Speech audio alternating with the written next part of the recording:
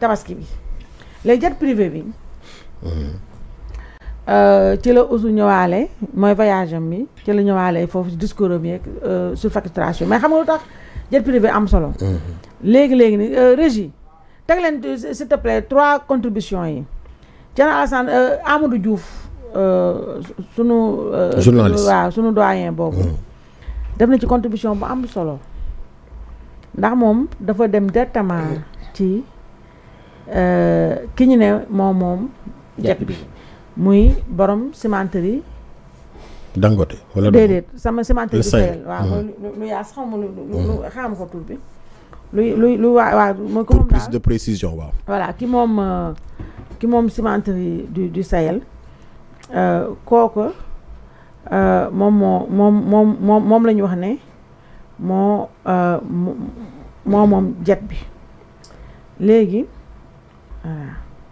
voilà moom jet bi 1 minute ma xool moo ko able voilà layus xoolal régie da ngeen teg bu xoolal ba xam ne ndax mu ngeen teg 3 contributions yi rek man li si des naa mënuñu lire yëpp mais dinaa wax bu ne comprendre nga donc bi njiitu bi ndax bu Amadou Diouf bi moom teg na ko léegi pourtant foofu yëfu journaliste la xoolal tegal bu Amadou Diouf d'abord waaw kii régie tegal bu Amadou Diouf bi d'abord baa ngaa ñëw ci système bi voilà avant juste dem sax am na kii régie dindi leen ni tur yi ci kaw waaw dindi leen turu compte yi dégg nga dindi leen loolu bu leen wane compte jàmbur donc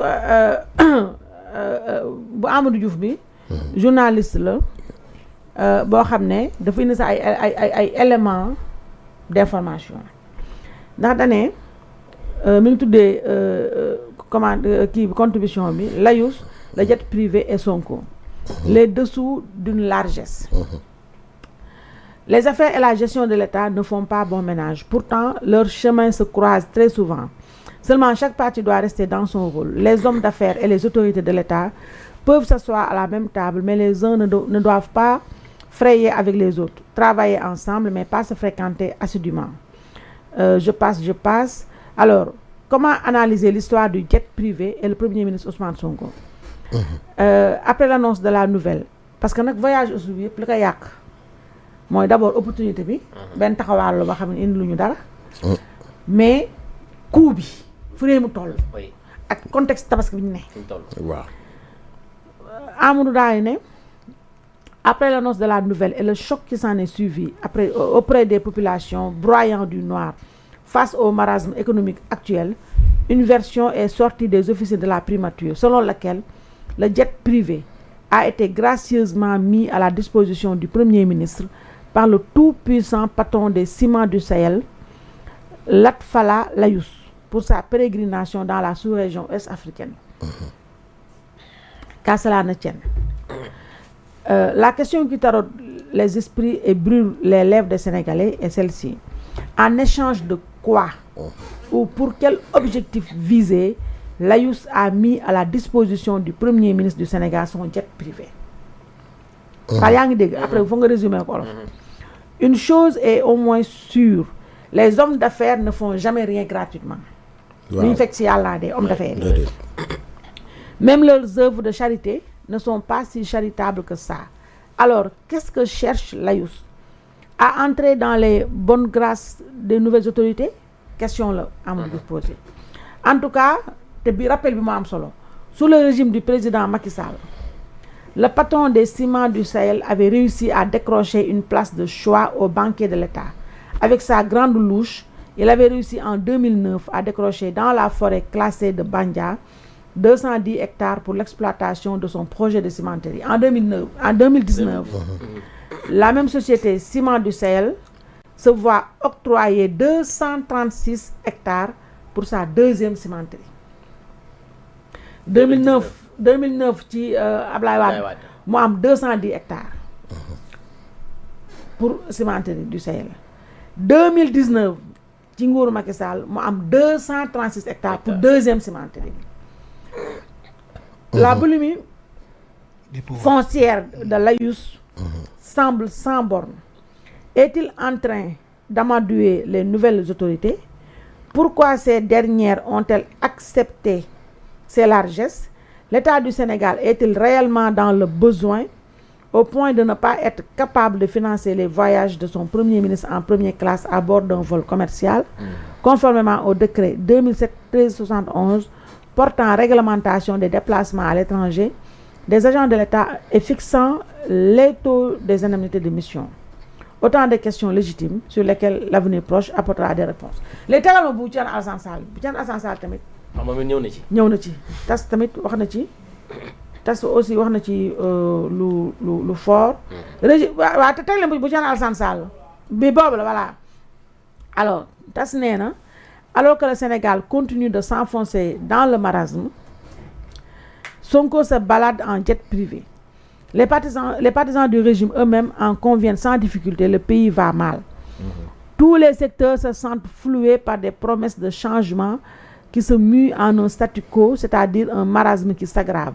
Et c'est au talent et à l'abnégation déployés pour tirer le pays de ce marasme qu'on reconnaît le véritable homme d'État. Mais Ousmane Sonko, Premier ministre d'un pays à l'économie en difficulté, fait des escapades dans le domaine réservé du chef de l'État. Ça, c'est important.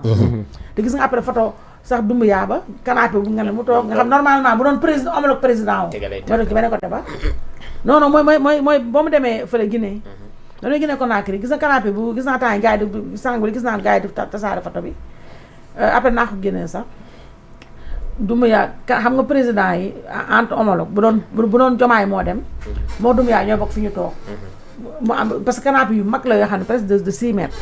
mais Doumbouya moom place fi homologue moo war a toog coussin la fa teg ak drapeau bu benn drapeau bu ndaw def naa drapeau Sénégal usus ñu sànni ko fee mu toog donc ma ñëw ci Thierno Alassane Sall li mu wax ni dafa am sens parce que dafa ne fait des escapades dans le domaine réservé du chef de l'État, la politique étrangère. Et il enchaîne les provocations et scandales. D'abord, ce jet privé qui aurait été mis à disposition par un industriel sénégalais. Qu'est-ce que ce dernier a en contrepartie? Bien sûr. Imagine-t-on les cris d'orfraie de la galaxie pastéfienne si Macky Sall avait osé un tel mélange de genres? Bon, Macky Sall,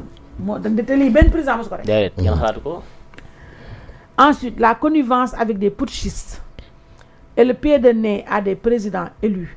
Sonko ne rend pas visite à son avocat burkinabé, Maître Kam, en prison, incarcéré à Ouagadougou, n'évoque pas les opposants enlevés en Guinée,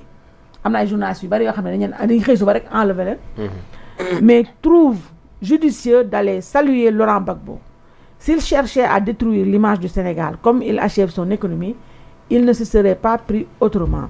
Le comble est qu'il assume pleinement, il ne résout rien, il pérore. On croyait avoir affaire à des incompétents, mais c'est pire encore, ils sont dans les jets.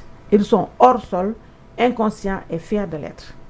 Régis jeexalal ak juge Dème nag ñoo feelu leen juge Dème sax dama ko mere woon man ba mu demee ci dialogue ba waaye man fii ñëwee man moom xam nga su ma la meree tamit boo xëyee suba boo defee lu baax ñu xam ne yow ñun moom am nañu ngor googu ay contribution yu am solo ah. waaw alors juge Dème moom léegi la génne bosom nee na les dérives de nos gouvernants ne suscitent plus qu'une très faible indignation.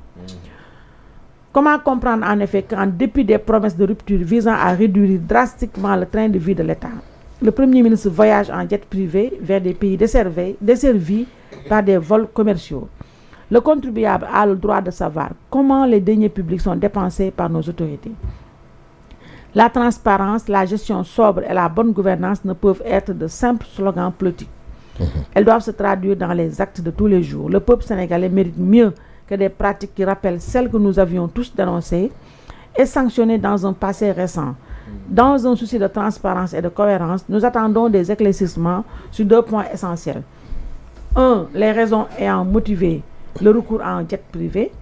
2. Le coût exact de ce déplacement pour le contribuable. Et enfin, le respect des principes que nous avons défendus hier doit rester un impératif catégorique pour un véritable changement. Donc, li moy yëfu jet privé bi. Ca voyage yooyu nag pour yéen bu ngeen di jël ngeen ñëwaale tam ci mu amet suivre affaire surfacturation bu classe bi surfacturation bi aussi dafa wax ne dafa naa Côte d'Ivoire la ko waxee dafa ne ñoom pour loolu pour wax daal ne ñoom. Guinée la ko Guinée la ko waxee mooy pour wax daal ne ñoom liggéey bu rëy bi ñuy def liggéey bu rafet bi ñuy def dégg nga dafa ne déjà nee na 150 milliards la ñu jotoo recouvrer.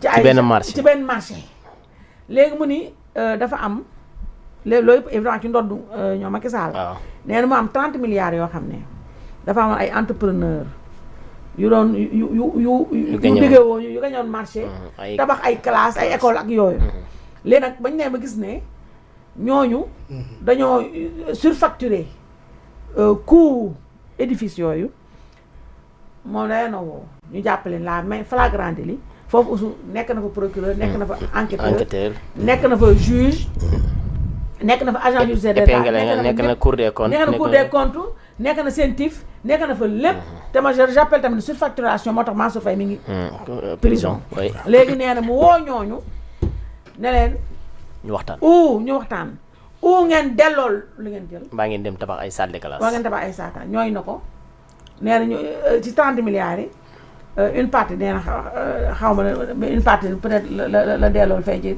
waaye li ci des nee na am nañu déjà 2000 salles de classe man na gisuguma nag benn fondation wala ñoom tabax nañu ci quelques mois centre international de